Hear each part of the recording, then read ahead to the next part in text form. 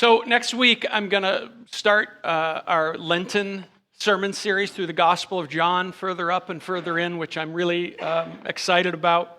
But I had the opportunity, I threw a line out to try to find the opportunity to have a friend here with me this morning. And my guest this morning is theologian, ethicist, and writer Andrew DeCort. Andrew, I just want to tell you a little bit about him. Andrew has spent significant time in Ethiopia doing peace work and founding the Neighbor Love movement there. He's taught in universities from Chicago to Africa to Germany. And he is the author of several books, including Flourishing on the Edge of Faith, Bonhoeffer's New Beginning, Ethics After Devastation, and his newest book, Blessed Are the Others, Jesus' Way in a Violent World. So Andrew, would you just come join me?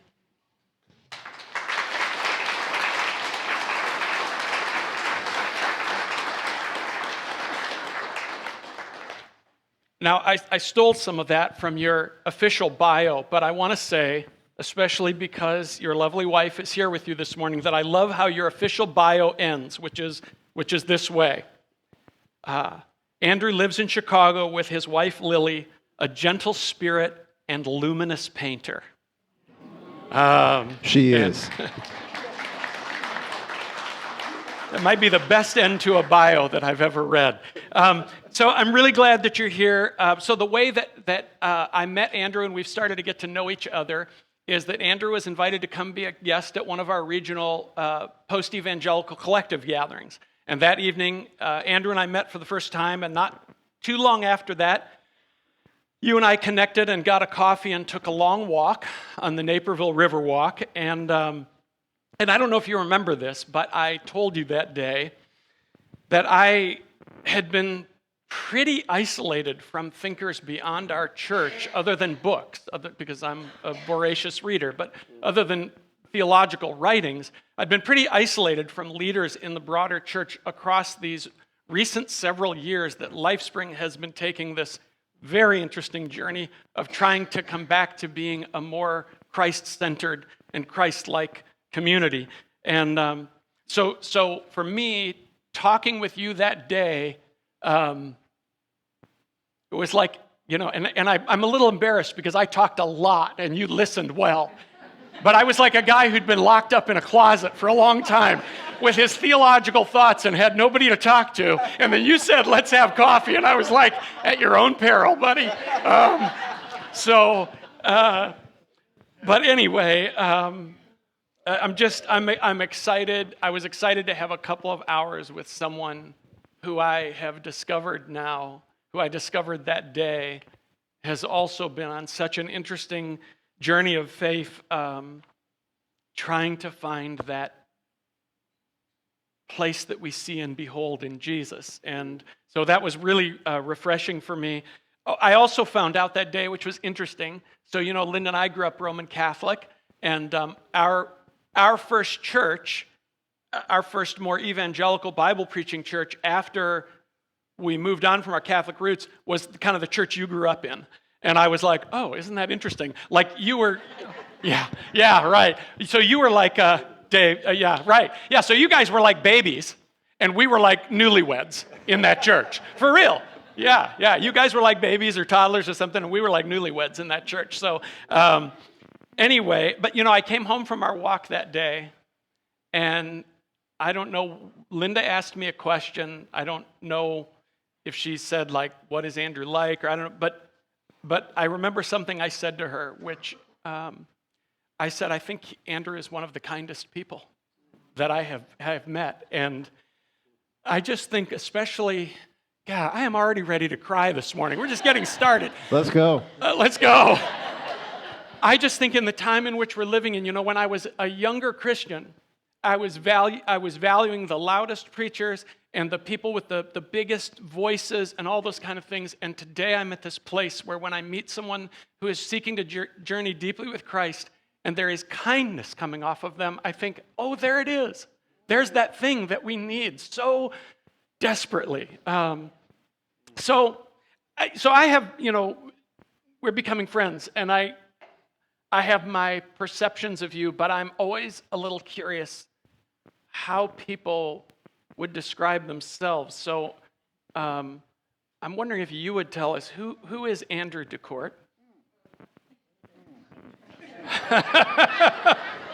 Here we go. This is for you, by the way, if you get thirsty. Fran, I really want to thank you for your hospitality here and for your trust. This is a community that you've cultivated for many years across many transitions that have required a lot of courage. And so inviting someone to come and share with you all is an act of major trust. And I receive that as a sacred gift, and I take it very seriously. Who am I? Isn't that the ultimate question for all of us?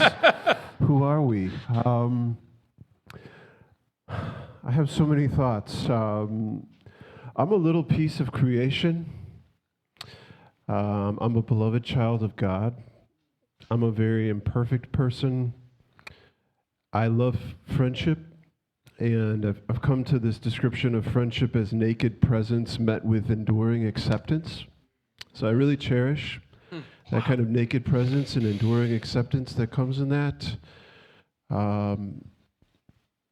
I'm the husband of a luminous painter. And have been deeply formed by my wife, Lily, and her gentleness and strength. I'm someone who deeply loves the world and who believes that we're created to go on adventures that change our lives as we meet people who are so different and so similar to ourselves wherever we go. And I have a friend who calls me a dissident theologian, and I really receive that name as an expression of deep love. I think we live in a time that needs dissidents. People who are not conformed to the patterns of the world and who are willing to go against the grain, not for the sake of being eccentric or... You afraid I'm going to cry more? Is that it? Hey, I'm someone who cries, too. Right, we'll just put it right here. Just to put that out there, I'm definitely someone who cries.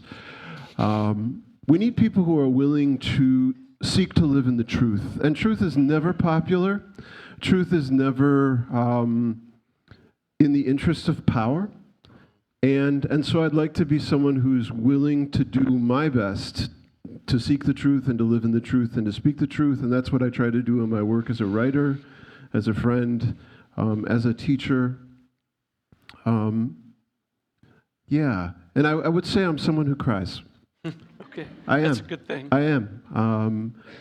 I share what you invited us into, the sadness, children being abducted, people being murdered. We are people who are called to live more deeply into grief. And I'm someone who deeply feels the pain of others and my own pain. And I have discovered this line from Elizabeth Kubler-Ross, who says, grief must be witnessed to be healed. And that act of allowing your tears to be witnessed is part of healing. It's part of learning how to become more dissident and courageous in the face of the injustices that should break our hearts. So, but yeah, I'm just a human being. Which is the best thing to be. So, my first kind of real question is kind of mostly just a curiosity question for me. You know, I have read almost everything that Dietrich Bonhoeffer wrote. And for those of you who don't know, Dietrich Bonhoeffer was a pastor and theological thinker and marvelous human being in the time of Adolf Hitler, who was part of the confessing church, kind of the underground church in Germany, part of the resistance, and who was ultimately executed by the Nazis. And you wrote a book on Bonhoeffer. I have not read it, but it strikes me as a unique book in terms of the Bonhoeffer literature. And I'm curious where your fascination with Bonhoeffer came from. Thank you. Yeah, I deeply love Dietrich Bonhoeffer. He was a beautiful human being and someone who's worth getting to know if you're not familiar with him already. When I was 22, I moved to Ethiopia for the second time, and I was working at a church in Addis Ababa, and just a few days after I moved back to Ethiopia, it's in East Africa, There was a political massacre in the city, and there had been an election which many people believed had been stolen.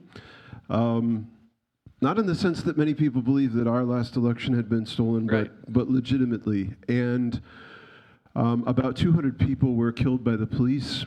And when I was living in the city, I could hear the machine gun fire killing those people from where I was living. And after that happened, Fran, none of the churches in the city said anything about it, including the church where I was working.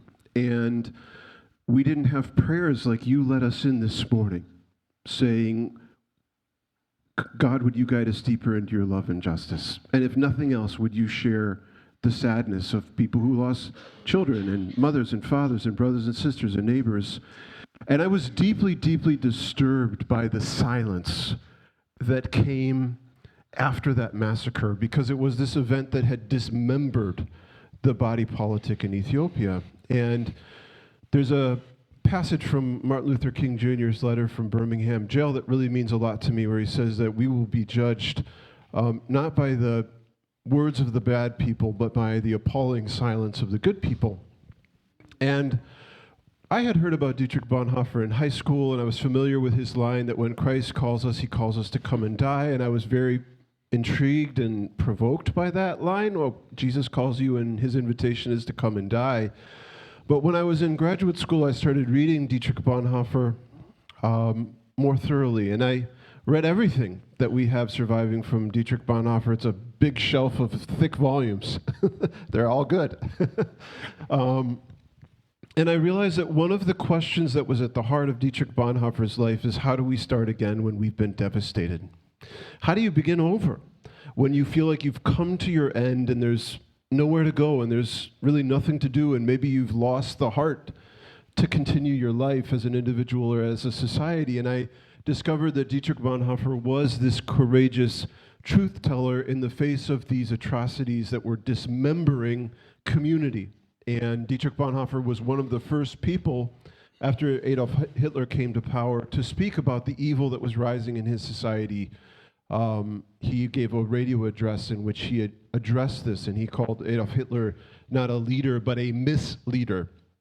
And so I went deep into Dietrich Bonhoeffer's work and wrote this book to talk about how did Bonhoeffer, this beautiful human being, think that we can start over after we've been crushed, after we've experienced despair, after we think that we've come to our end. And I try to unpack 6 practices in Bonhoeffer's work that answer that question. But the heart of it, Fran, just to give a brief snippet, is that Bonhoeffer thinks that we can't really start over, and that this is the key to the freedom to start over, is to let go of our own obsessive desires to be in control and to fix things and to assume the position of power, and instead to open ourselves to other people and to become listeners who grieve with other people, who enter into the pain of other people, who take this position of a learner who says, what is the Jewish experience in my society? Right. What's the black experience in my society? Right. What's the gay experience in my society? And how can beginning with opening myself to the other prepare me for the new beginnings that I can and that I must make? And so, yeah, this book is about new beginnings after devastation, which was very personal to me after some formative events like the massacre in Ethiopia.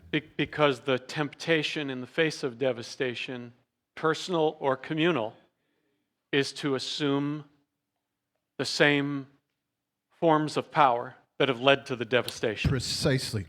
That's the Yeah. temptation. Yeah, that we're going to have to reinvent the problem. Yeah. In the name of fixing it. Right.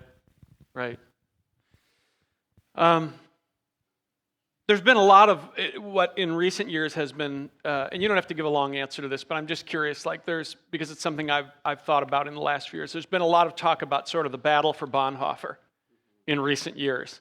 There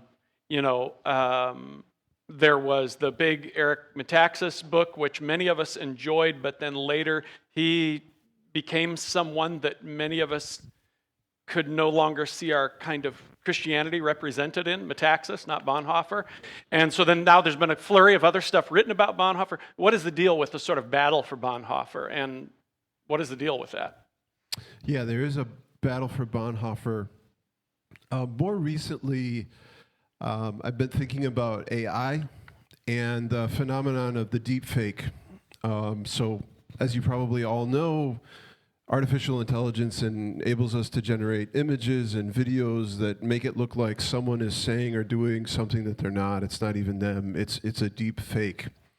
And I think that we're living in a time where Bonhoeffer is being deep faked. I think we're also living in a time in which Jesus is being deep faked. And I think part of the cunning of the deep fake is if you can't get people to agree with you by authentically engaging what they said and did, then just misrepresent them and say that they say and think what you do. And Bonhoeffer has a lot of social and spiritual capital in the United States because he is represented as this martyr who resisted Nazi Germany and Nazi ideology. And that is true, he did. But he did it with a fierce commitment to human equality. He resisted in the name of a passionate commitment to nonviolence. Dietrich Bonhoeffer said, and if you care about Bonhoeffer, I hope you'll hear this. Bonhoeffer said in 1934, 1 year after Hitler came to power, that Christianity stands and falls with its revolutionary protest against the pride of power and the defense of the weak. This was Bonhoeffer's heart, the revolutionary protest against the pride of power and the defense of the weak. This is not a Bonhoeffer that is easily used to make America great again. So let me put that in less complex prose for people, that Bonhoeffer statement. He was saying that the integrity of our Christianity rises and falls with whether we resist and reject dominating power and with our concern for the weak. Boom. Precisely. And that if we fail those two tests, our Christianity morphs into something else, or we become endangered of getting sucked into the deep fake. Precisely. Yes, exactly. Yeah. Exactly. That just kind of puts a shiver down my spine and says, like, oh my gosh, like, we have to be vigilant. We have to be paying attention. So thank you for that, though, because I have a special interest in Bonhoeffer, and so, you and I will probably have to have a whole walk on the river walk about Bonhoeffer. So, Fran, if I can just add there, if anybody does see the Dietrich Bonhoeffer movie, I would just gently ask you to consider that is part of the deep faking of Dietrich Bonhoeffer. Please be aware of that. I have not seen it. It's an inspiring movie. The Bonhoeffer that's presented is very likable and very passionate, and there's something beautiful there. But you'll hear Bonhoeffer saying things like, in the face of lies, we basically have to learn how to lie better. And you'll hear him justifying using power to dominate. I mean, that was the antithesis of Dietrich Bonhoeffer. So, shift gears a little bit here. I just read your newest book, Blessed Are the Others. And I have to say, I'm not trying to butter your bread here. It's hands down the best thing I've ever read exploring the meaning of the Beatitudes, of Jesus' blessed statements. And the book opens with a letter, sort of a personal letter from you, in which you recount a very painful several-year period of your life that you and Lily went through, both in Ethiopia and here. And I really identified with that letter because for all the joys of my life and ministry, our journey across these 33 years of leading this church has also been marked with a lot of joy and times of deep pain.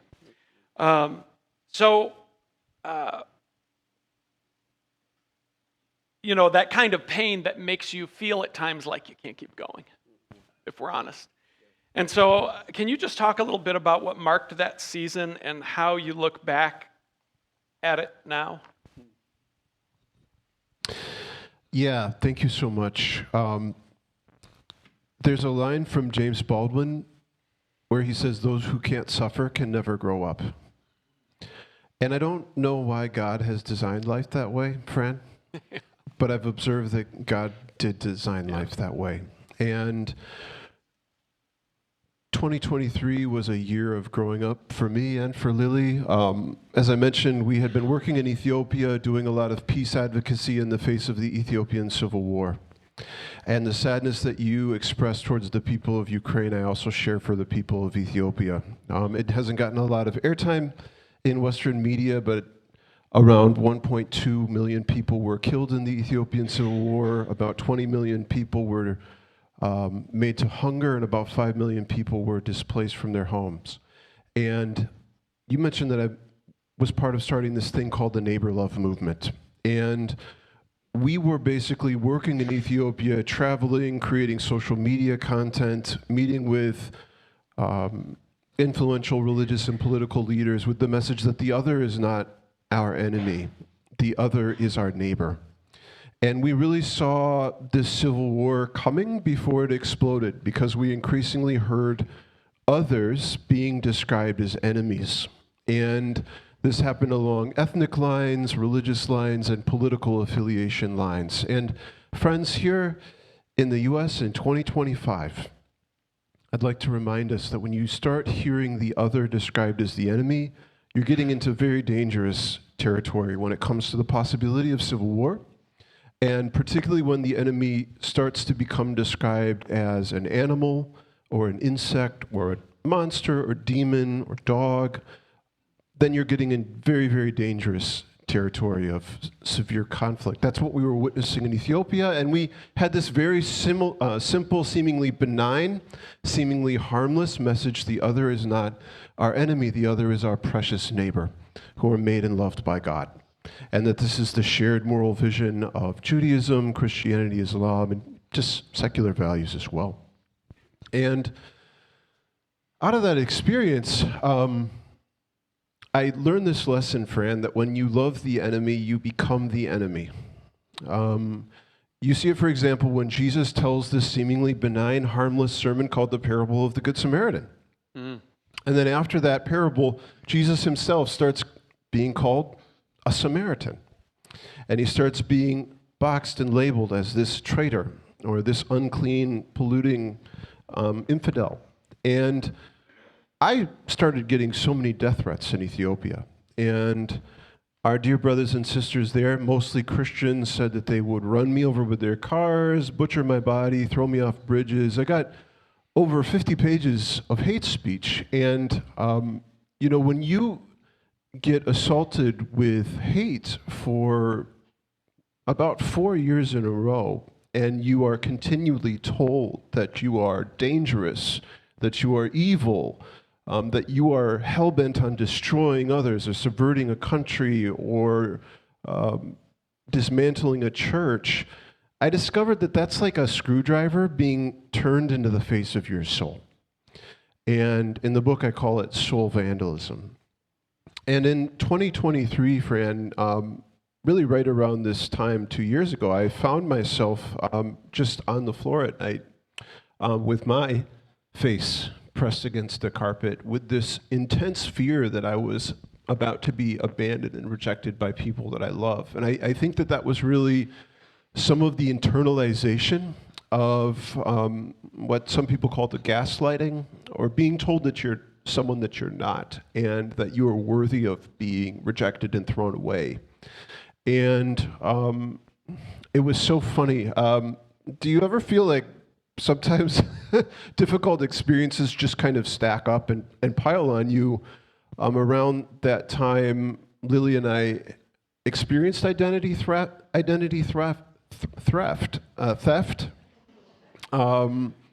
and we were already in a financially precarious situation, but then we had all of this debt that had piled on from these people using our information to buy cell phones at a T-Mobile, and then I found out that my dad had cancer, and I had processed a couple years before this deep anticipatory grief of my parents dying.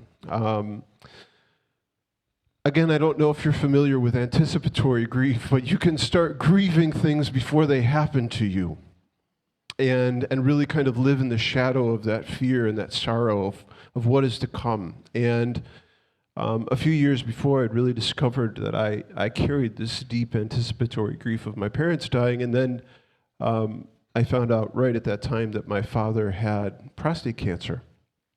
And I could add things to that year. Lily and I were going through pain in our marriage, and really wrestling with, I made it impossible for us to live in her home country because of the peace advocacy work that I was doing and the trouble that I had gotten us into. So there was just a lot of pain. There was a lot of fear. There was a lot of self-doubt. I felt like I was withering. And I mean, doing something like this 2 years ago felt pretty much impossible to me, because I felt like I had nothing to say and nothing to share. So it was... I had a lot of Sundays in different seasons in our church where I had to show up and preach, and that's exactly how I felt, like walking in these doors and thinking, how can I even possibly do this today? Yeah, I mean, I'm sure we've all had those moments where you feel like a cringe inside, and like you're so clenched, and the body posture that I had in my soul was just kind of like this, like, just please stay away. And now I've experienced a lot of healing. I'm not, better.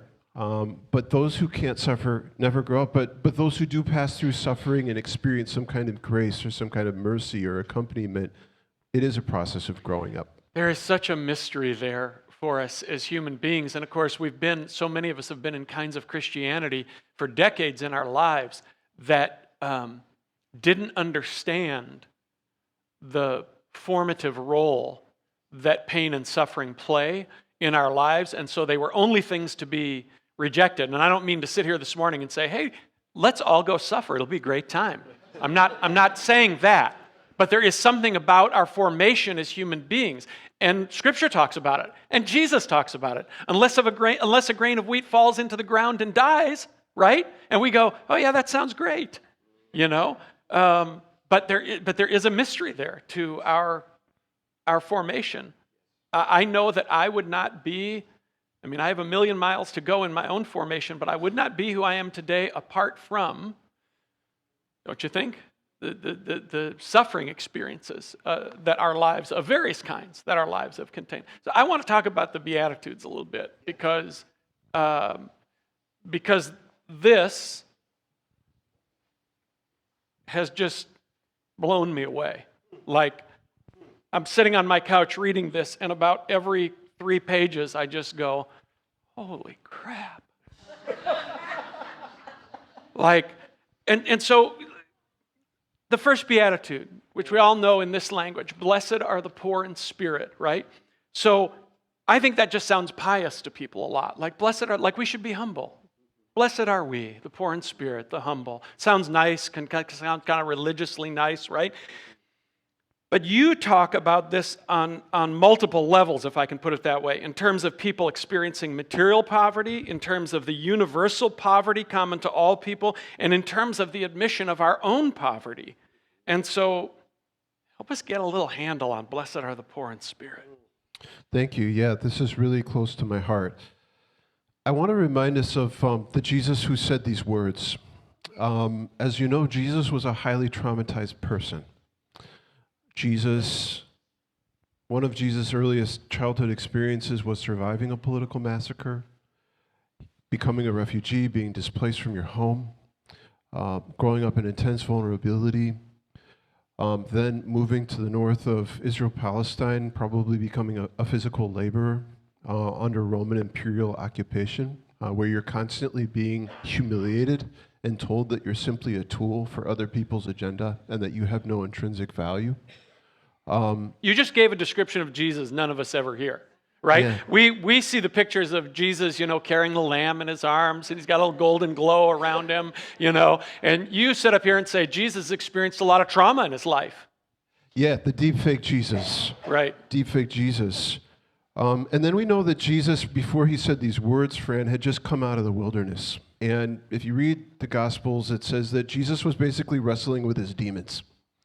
And I'm sure we've all been in these transitional moments in our lives where we feel deeply isolated, we feel alone, and we're wrestling with those inner voices. Some of those voices for me say things like, you're a piece of shit, and that you have no value, or you must be great in order to have any goodness, or unless you achieve power, your life will be insignificant.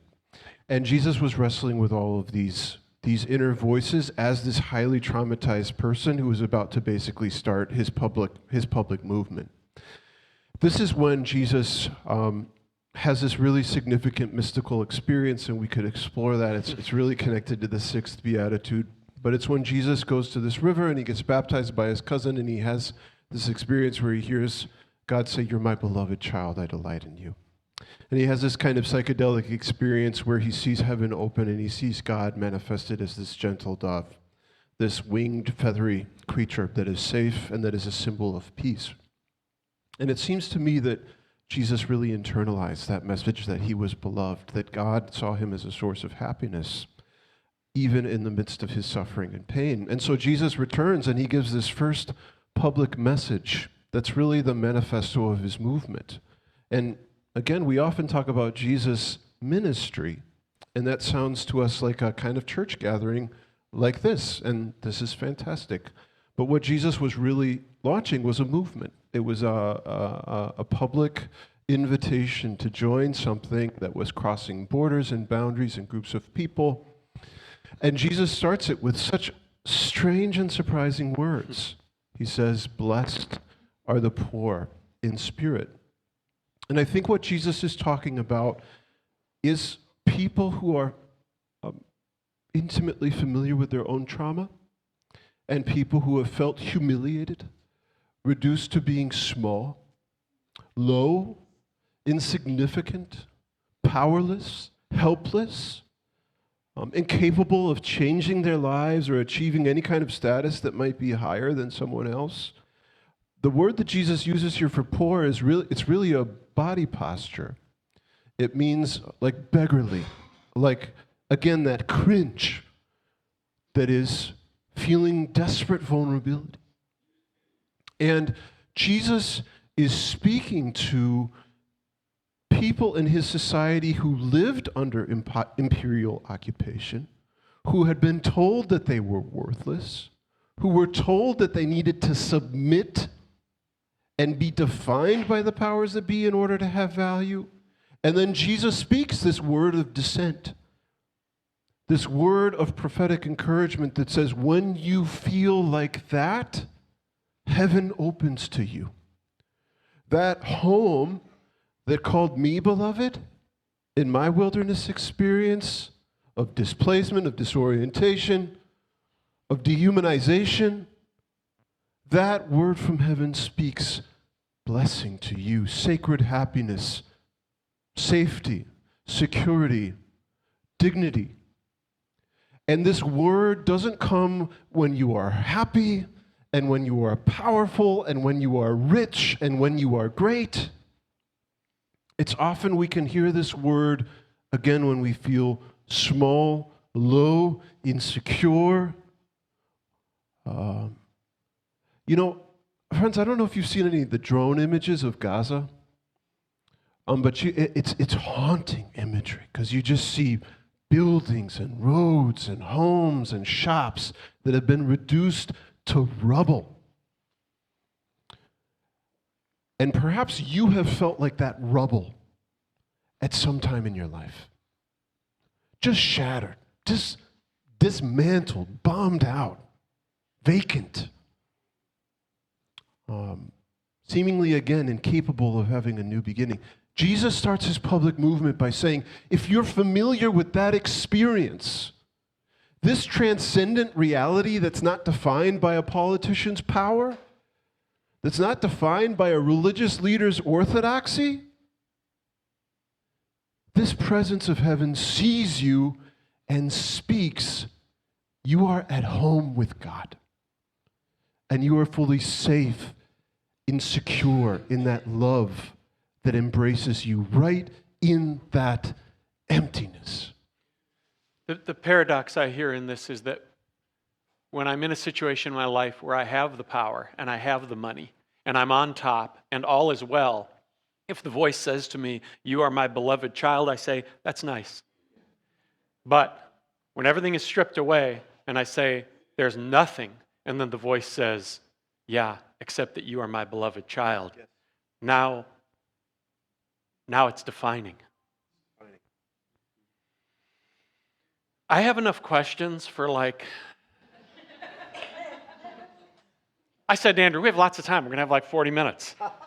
And it's 11 o'clock. And so I don't really know what to do. I'm hoping at some point I'll be able to convince you to come back again. We're not done. We got a little more time, a few more minutes. But I'm hoping at some point I'll be able to convince you to come back. Convinced.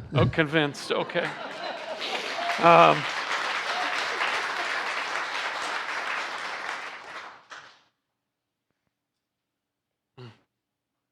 I have to choose how to use this little bit of time.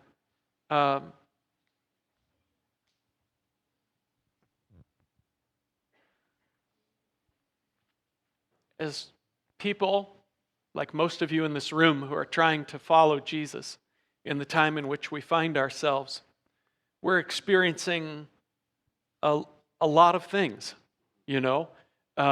We're of course, like all modern people, we get to see the horror of the world up close through technology, right? So it's not 100 years ago where you didn't know what was going on most of the time on the other side of the world. We do know.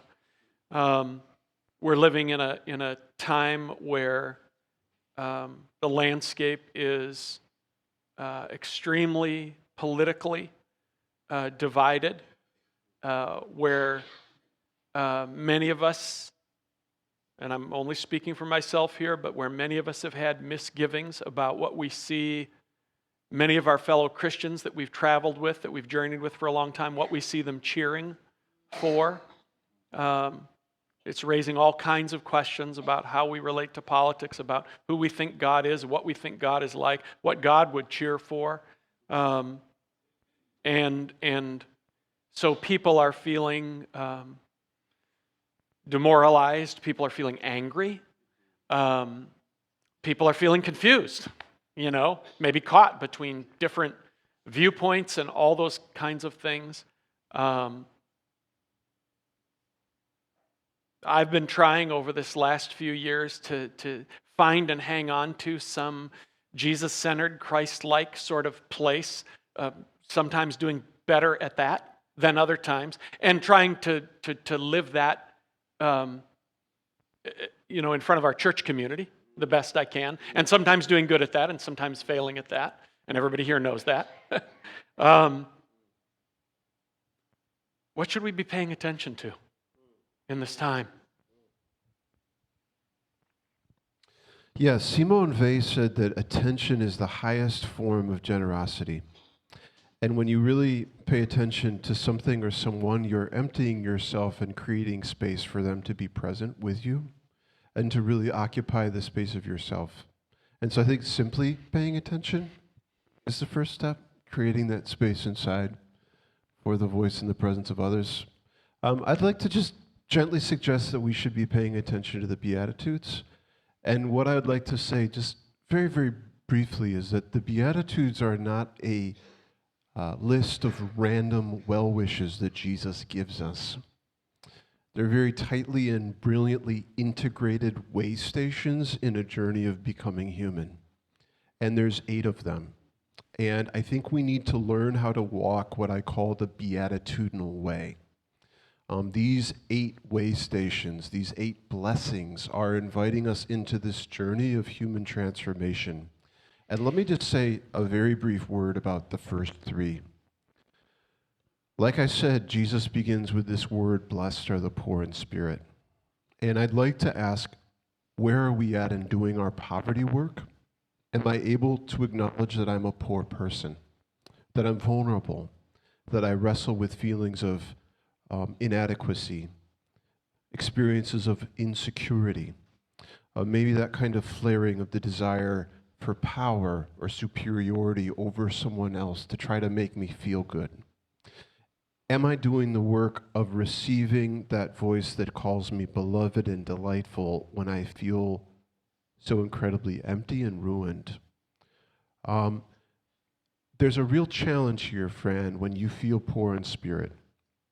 So often the response is to try to harden yourself and to project an image of invulnerability. Friends, I'm also,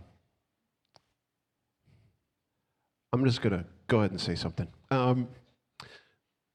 We've had a white supremacy problem in our culture. And I think that what's at the root of white supremacy is this need to project an image of superiority and invulnerability because of a deep insecurity in a lot of us. I'd like to note, what is the second way station in Jesus' beatitudinal way? Blessed are the grieving, because they will be comforted. He's challenging us to face our poverty and to look in the mirror of that cringe that we may feel in our humanity. And rather than letting it harden you and then project some kind of image of superiority to someone else, to do your grief work. To say, what lives inside of me? What is the pain that I carry? What are the convulsive, volatile emotions inside of me that need to be witnessed by someone else? That says, I am in pain. I'm hurting. There are deep losses, humiliations inside of me that I can't bottle up. I don't know if anybody's seen Inside Out 2, but it's that brilliant scene, where it says, oh, these are scary emotions, so let's just put them in the bottle and then throw them down in that little, basement. Welcome to the human race, right there, right? That's what we do. Put them in the vault. Jesus is saying, take the bottled up emotions out of the vault and process them. Do your grief work. Figure out the sorrows, the rages, the volatilities that live inside of you. And then, Fran, when you start doing your grief work, we face another question. Will that grief boil into grievance and make us feel like I need to find someone to blame because I'm in pain and I want to offload that onto someone else, so it must be your problem. So I'm going to start attacking you and saying, if we could all gather around to attack that guy, we'll all feel better. We'll feel safer. Maybe we'll feel great again. Jesus says, you've got to do your grief work. But then he says, blessed are the non-violent, because they will inherit the earth. And what Jesus is saying here, friends, is when you allow yourself to go deep into grief, you discover the great unionizer of humanity. Yeah. That is tears. That is groans. Yes. That is the longing for healing. And James Baldwin says, when I know that my soul trembles and I know that your soul trembles, then we can live together. And friends, Jesus is so brilliant. He's such an insightful seer of the human condition. And he's saying, when you do your poverty work, when you do your grief work, it can begin to make you gentle. And you can reclaim your own agency. And instead of saying, okay, I've got to pretend like I'm not poor, I got to put on a happy, strong face and prove to you that I'm powerful, when I can let go of all of that, then I stop being a reactive person who has to be aggressive, again, to prove to you that I'm strong, that I'm blessed.